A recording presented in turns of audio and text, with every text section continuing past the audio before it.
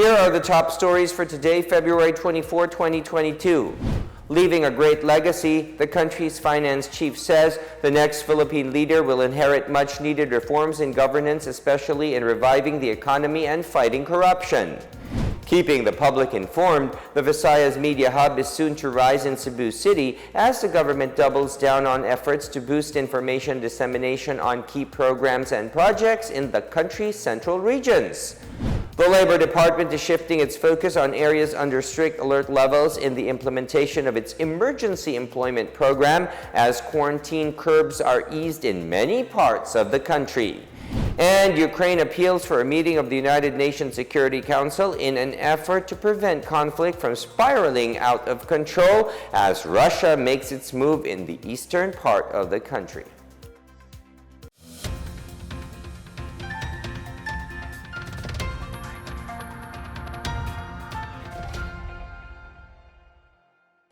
Good day, I am William Theo. Welcome to the PNA Newsroom. President Rodrigo Duterte's hard-won reforms, which include several economic liberalization measures, will be a big help for the next administration. Finance Secretary Carlos Dominguez III is positive that the next administration will benefit from the economic reforms achieved by the administration of President Rodrigo Duterte. Dominguez cited the tax reform program, Build program, sin tax reform, rice tariffication, a national identification system, and the ease of doing business law, among others. He said these significant measures will maintain the financial strength of the economy to weather the worst of the pandemic-induced crisis. Meanwhile, Dominguez congratulated the Bureau of Customs for its 120th founding anniversary. Dominguez said the agency's outstanding performance in the middle of a public health crisis is the outcome of digitalization of its processes and other administrative reforms implemented under the Duterte administration. He also lauded the BOC for playing a key role in quickly delivering a total of 225 million COVID-19 vaccine doses last year, with each of these shipments cleared within the day and promptly delivered to their assigned warehouse facilities. PCOO Secretary Martin Andanar led the groundbreaking ceremony of the Visayas Media Hub this morning. The PCOO Visayas Hub has been included in the 2022 national budget under the flagship Build program of the national government and is also being considered as another legacy of the Duterte administration for effective communication operations. The PCOO Visayas Hub is located in Barangay Subangdaku in Mandawi City, Cebu. It will serve as one of the locators of the project and other PCOO agencies such as the Philippine Broadcasting Service, Philippine Information Agency, Radio Television Malacanang, and our very own Philippine News Agency. The government has allotted 300 million pesos for the construction of the Visayas Media Hub, which is the second media hub of the PCOO outside Metro Manila. It conducted its pilot live broadcast in December 2020. Senator Christopher Bongo earlier expressed his support for the project, noting the crucial role of the government in improving access to information across the country. All vulnerable registered voters, such as persons with disabilities, senior citizens, and heavily pregnant voters, will have special polling places. The Commission on Elections says this will ensure their safety while casting their votes. COMELEC says the special polling places will be called Accessible Polling Place or APP, Emergency Accessible Polling Place or EAPP, or Satellite Emergency Accessible Polling Place or SEAPP.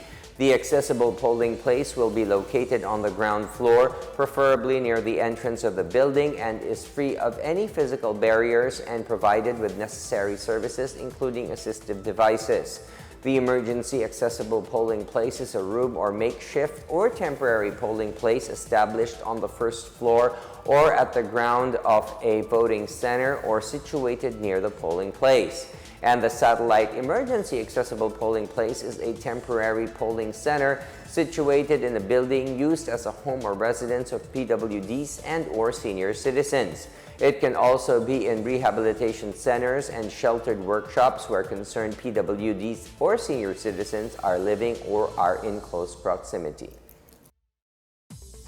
The Philippine National Police on Wednesday has demanded the removal of a social media post showing an actor endorsing a national candidate while in police uniform. In a statement, Public Information Office Chief Brigadier General Roderick Alba ordered a Facebook page owner to remove the picture and issue a public apology. The picture showed actor Mark Manicad in police uniform while openly endorsing the presidential bid of Vice President Leni Robredo. Alba slammed what he called the misrepresentation of the PNP. He also warned those who intend to tarnish the reputation of the police force. Earlier, PNP Chief Leonardo Carlos said all active police officers should remain apolitical and refrain from campaigning for or against any candidate.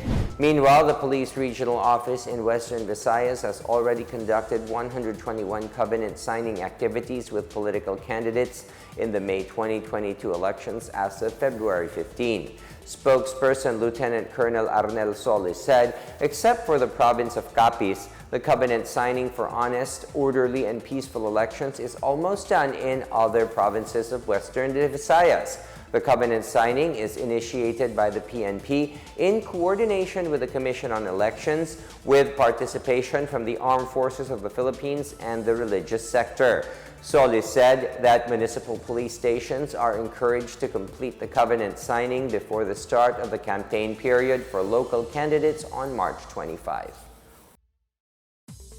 Visa-required foreign nationals who are parents or children of Filipinos may now enter the country without an entry exemption document from the Department of Foreign Affairs.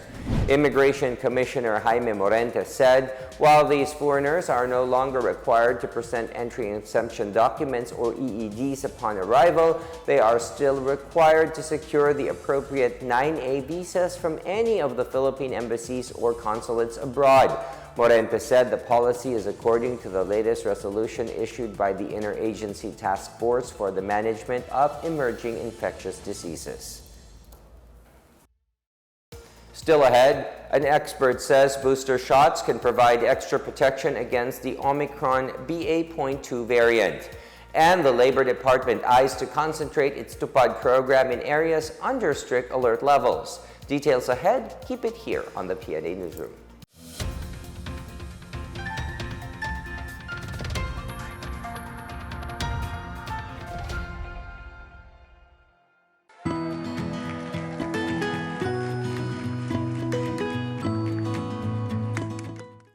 The COVID-19 pandemic has greatly changed our lives for the worse. Lives and jobs were lost and economies reached a meltdown. Thanks to the arrival of safe and effective vaccines, we are one step closer to normalcy. It's time to do our part, get vaccinated for our safety and for our recovery. If you are there in that community, go there and have yourself vaccinated by any of the vaccines available. They are all potent, they are all effective. I would like to appeal to all our kababayans, please get vaccinated against COVID-19 and be the government partner in preventing further spread of the disease. I encourage you to get vaccinated as soon as possible time. These vaccines are safe and they are the key to reopening our society. The need for international solidarity and cooperation cannot be made clearer than this pandemic, because everyone is safe. No one is safe globally until everybody is safe. Vaccines work.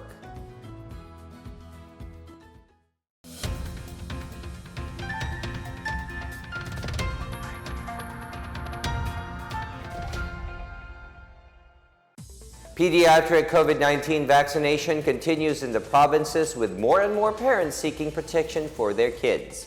The details from Marita Mawahe. In Bulacan, the City Health Office kicked off its Res Vacuna Kids vaccination program for children 5 to 11 years old at the SM City San Jose del Monte. The mall management turned the vaccination area into a child-friendly and party-like place decorated with colorful tarpaulins, balloons, and lanterns.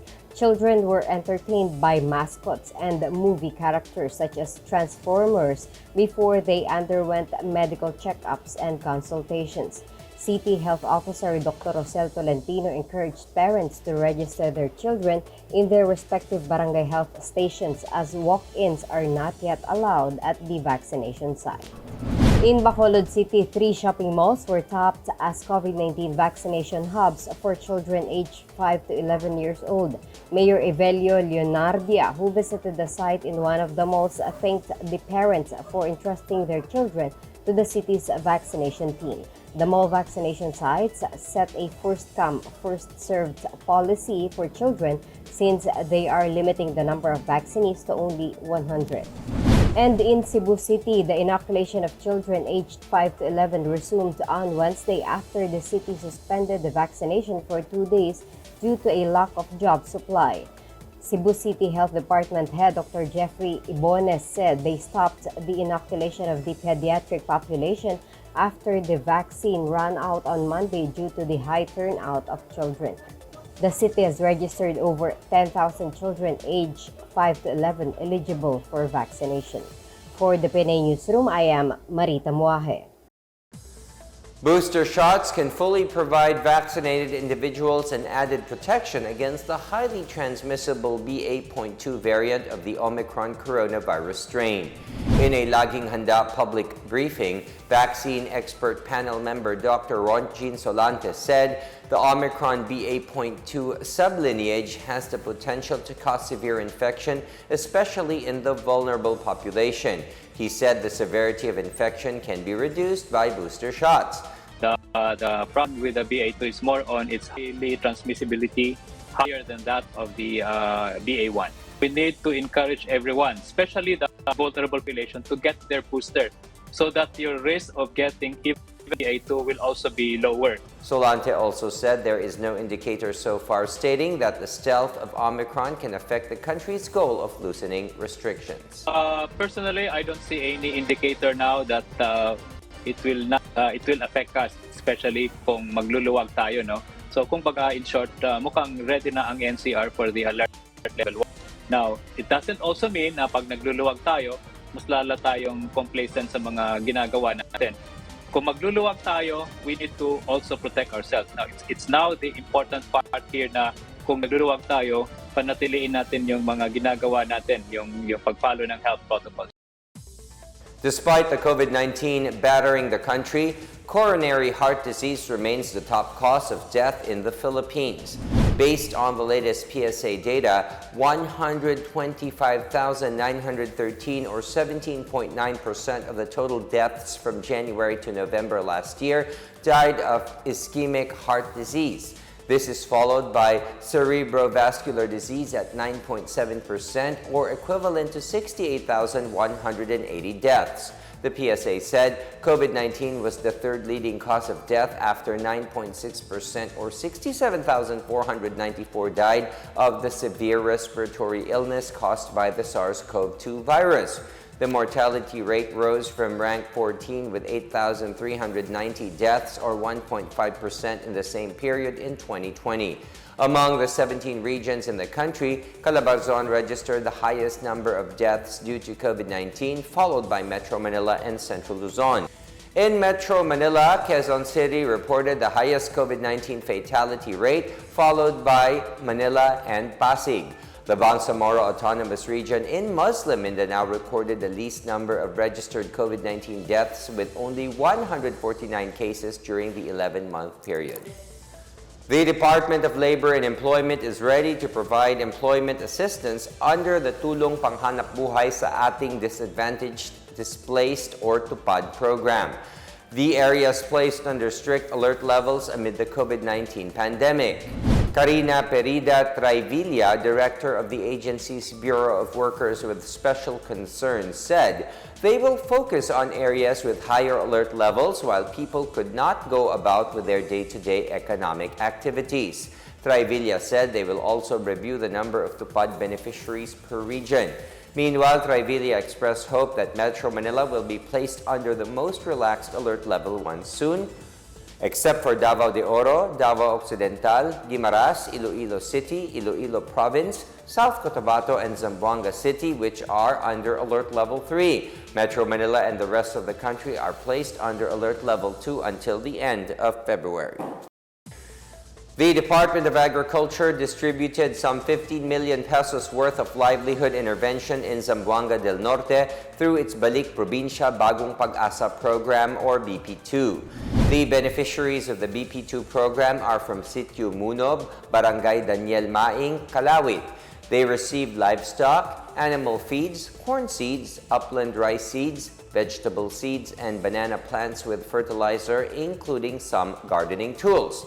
DA Zamboanga Peninsula Executive Director Randon Cedeño said the beneficiaries will be trained on production and management technologies to be able to sustain the projects provided to them. The BP2 is a socio-economic program of the Duterte administration to address Metro Manila's congested areas by encouraging people to return to their home provinces.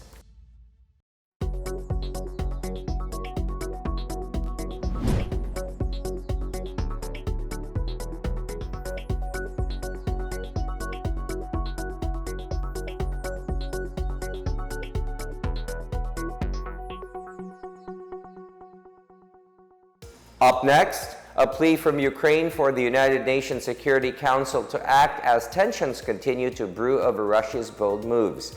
And the Supreme Court has a new Associate Justice. More stories when the PNA Newsroom returns.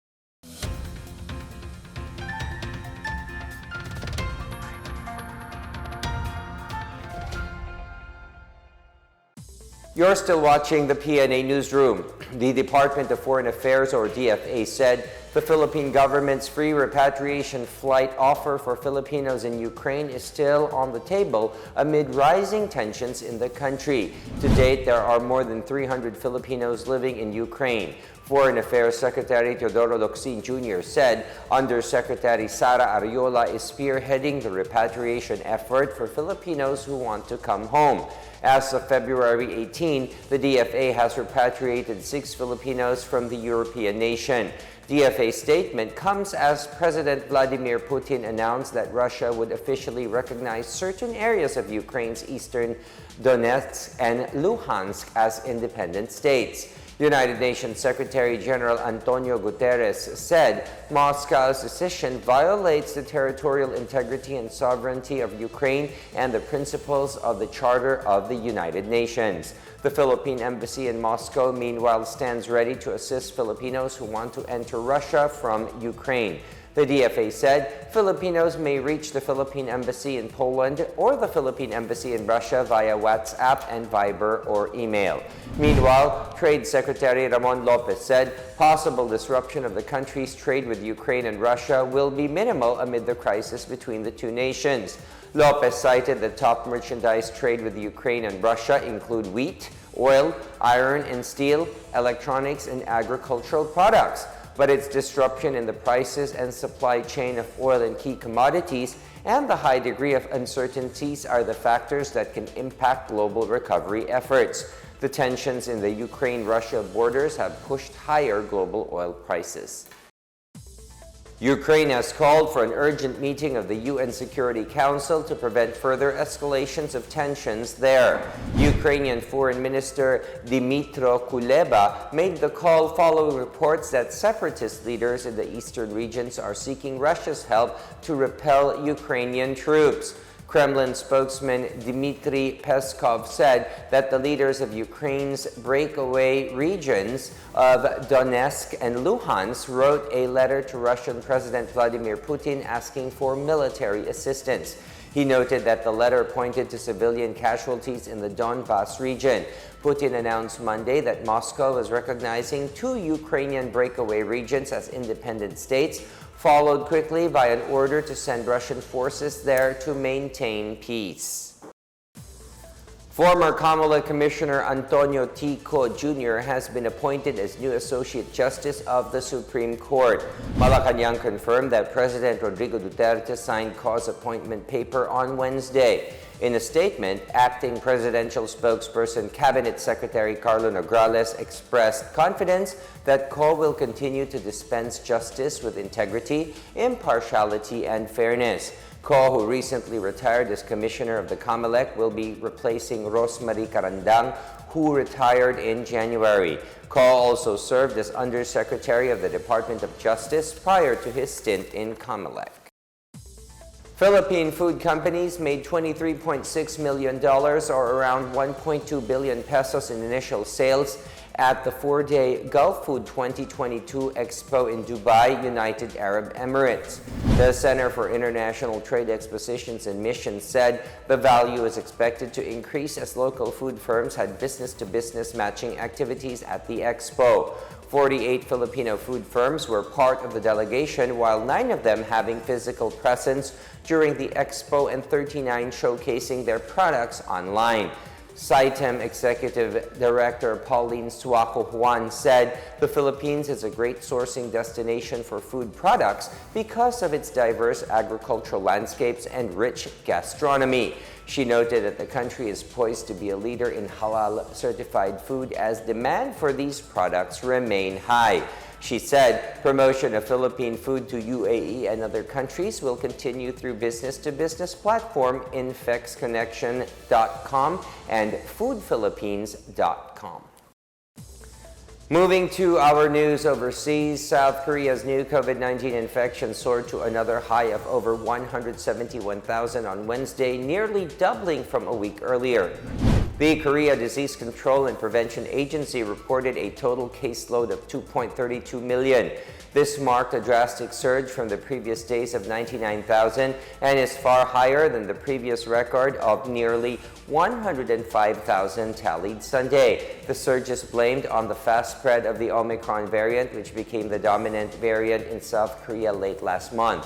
Health authorities said that the Omicron wave could reach a peak by early next month, with a daily caseload rocketing up to 270,000. But Prime Minister Kim Boo-kyum said there is no reason to have fears over the number of virus patients, as the country's medical response system is well established and the fatality rate caused by the Omicron variant remains low. In sports, the Philippine Sports Commission brings together romance and love for sports in a special webisode of Rise Up, Shape Up this Saturday. The special episode will feature the love story of former volleyball stars Arlene Apostol and Antonio Ladimo on how the sport became a matchmaker in their 20-year relationship.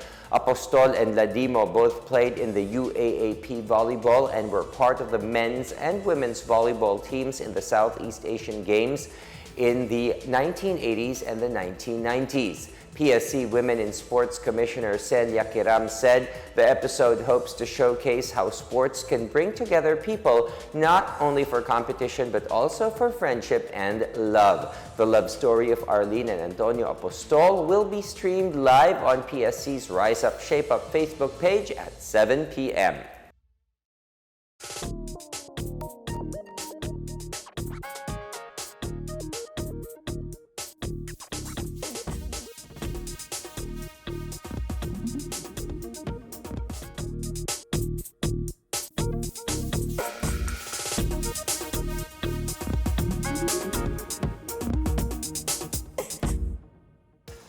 Let's take another look at today's biggest stories. Leaving a great legacy, the country's finance chief says the next Philippine leader will inherit much-needed reforms in governance, especially in reviving the economy and fighting corruption. Keeping the public informed, the Visayas Media Hub is soon to rise in Cebu City as the government doubles down on efforts to boost information dissemination on key programs and projects in the country's central regions. The Labor Department is shifting its focus on areas under strict alert levels in the implementation of its emergency employment program as quarantine curbs are eased in many parts of the country.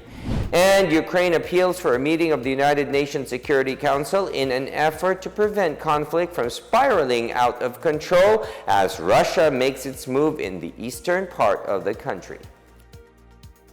As Filipinos, we all have a vital role to play in preventing the spread of COVID-19. So remember, wear face masks, wash your hands often, practice safe physical distancing, go out only for essential reasons, and get vaccinated as soon as possible to protect ourselves, our families, and the community. Together, we can beat COVID-19.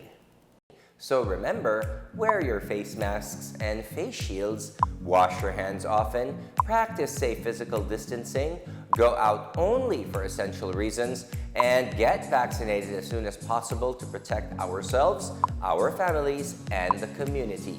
Together, we can beat COVID-19.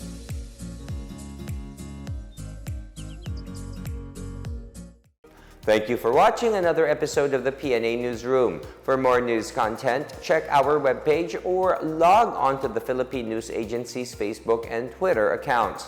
For more stories about the government and how it serves the Filipinos, look for these hashtags in all of our social media platforms and websites. We are shown on the pages of the PCOO and its attached agencies. Also, watch us on television on PTV4 and IBC 13. And that's your daily dose of the biggest stories that you need to know. From the PNA Newsroom, we tell stories that inspire change. I am William Theo. Good day, everyone.